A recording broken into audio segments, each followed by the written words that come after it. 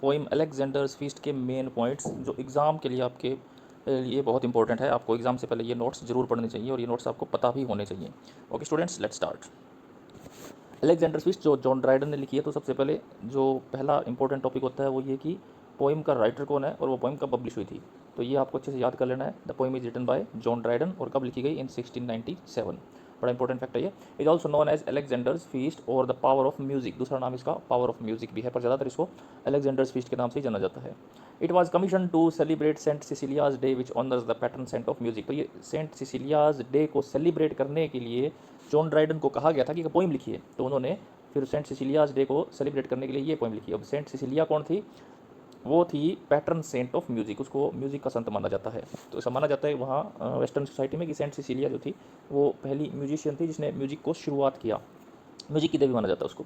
The poem is structured as an ode. अब ये भी इंपॉर्टेंट फैक्ट है कि अलेक्जेंडर फीस्ट किस टाइप की ओड है, किस टाइप की पोइम है। ये एक ओड है, a form of lyrical poetry that express high praise and exaltation.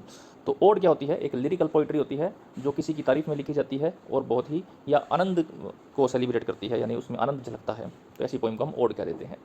Okay next, the narrative centres around a historical event and A grand banquet held by Alexander the great. अब poem के अंदर क्या होता है? Poem के अंदर एक कहानी है एक हिस्टोरिकल इवेंट की, और इवेंट क्या है? एक ग्रैंड बैंक्वेट हेल्ड किया जाता है अलेक्जेंडर द ग्रेट के द्वारा। ये अलेक्जेंडर वही है जिसको विश्व विजेता कहा जाता है, जिसको हम सिकंदर के नाम से जानते हैं। तो वो एक आयोजन कर रहा है, एक बैंक्वेट का आयोजन कर रहा है, एक भव्य उत्सव का आयोजन कर रहा है। इस पोइम के अंदर जो इसने पोइम लिखी है उसमें जो वर्णन किया गया है, यानी अलेक्जेंडर द ग्रेट के बैंक्वेट का वर्णन है। और वो किस ओकेजन पे दिया गया है? Is victory over the Persian empire, क्योंकि उसने पर्शियन एम्पायर को जीत लिया है। इसके बाद वो एक सेलिब्रेशन रखता है।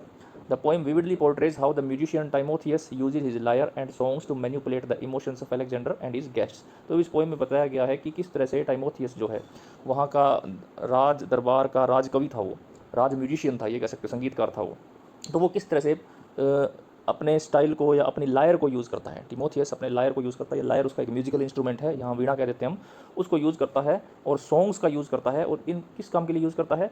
To manipulate the emotions of Alexander and his guests, कि किस तरह से वो म्यूज़िक का उपयोग करके, म्यूज़िक का इतना कुशलता से उपयोग करता है कि वो अलेक्जेंडर और उसके दरबारियों का या उसके गेस्ट का मूड चेंज कर देता है, इमोशन ही चेंज कर देता है। इस पूरी पोइम में यही बताया गया है कि किस तरह से म्यूजिक के अंदर ताकत होती है कि वो हमारे इमोशंस को चेंज कर देता है, हमें खुश कर देती है, हमें दुखी कर देती है, हमें नाचने पर मजबूर कर देती है। तो बहुत तरह की चीज़ें हैं जो म्यूज़िक हमारे अंदर उत्पन्न कर सकता है। तो वही चीज़ें इसमें बताई गई हैं कि किस तरह से टाइमोथियस इतना कुशल संगीतकार था कि अपने म्यूजिक से वो तरह तरह के इमोशंस जगा सकता था। और इस पोइम में तरह तरह के इमोशंस हमें दिखाए गए हैं कि किस किस ऑर्गन से कौन सा इमोशन उन्होंने जगाया है। Through his music Timotheus takes them on a roller coaster of feeling. तो उनको फीलिंग्स का एक रोलर कोस्टर पे वो राइड करवाता है, कभी कोई फीलिंग, कभी कोई फीलिंग, कभी कोई feeling. From glory and pride to sorrow. अब ये फीलिंग्स कौन सी है? कभी ग्लोरी की फीलिंग आती है, कभी प्राइड की आती है, कभी सोरो की फीलिंग आती है, कभी जॉय की, कभी लव की, and ultimately rage leading to the burning of Persepolis. और लास्ट में रेज की यानी गुस्से की, जो पर्सिपोलिस को बर्न करने में महत्वपूर्ण भूमिका अदा करता है, लास्ट वाला emotion. Okay, Dryden's poem is notable for its exploration of the power of music to influence human emotions and actions. अब ड्राइडन की जो पोइम है वो किस बात के लिए नोटेबल है?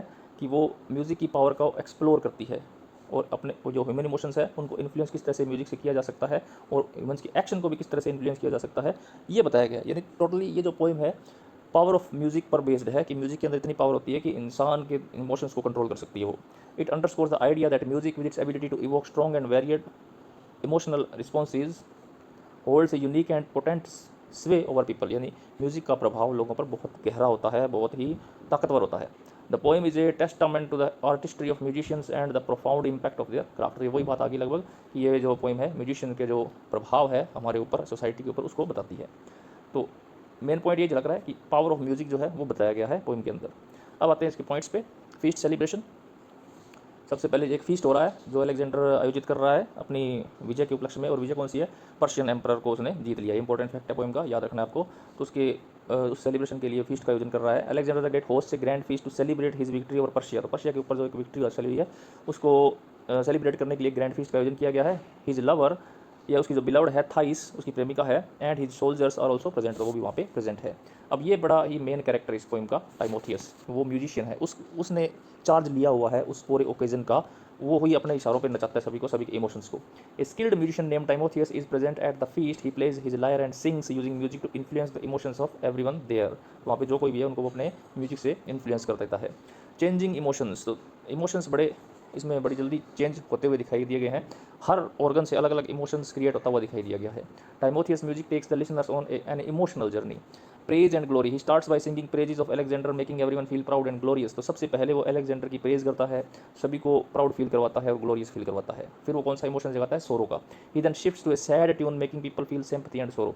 ये क्रम भी आप याद रख लेना कि किस क्रम में वो इमोशन जगाता है, तो पहले प्रेज फिर सोरो, सोरो यानी दुख, फिर जॉय एंड लव का इमोशन जगाता है। Next he sings A joyful song which फिल्स the room with happiness and love, फिर पूरे दरबार में वो हैप्पीनेस एंड लव को जागृत कर देता है।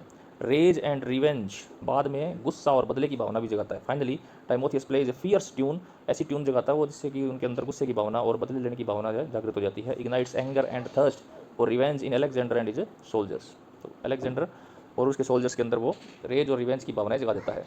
Destructions of Persepolis, moved by the powerful music Alexander is driven to burn the Persian capital Persepolis, तो लास्ट में जो गुस्से का जो उसमें दिखाया गया है, इमोशन जगाया गया है, उससे वो डिसाइड करता है कि वो पर्सिपोलिस है, जो पर्शियन कैपिटल है, उसको बर्न कर देगा।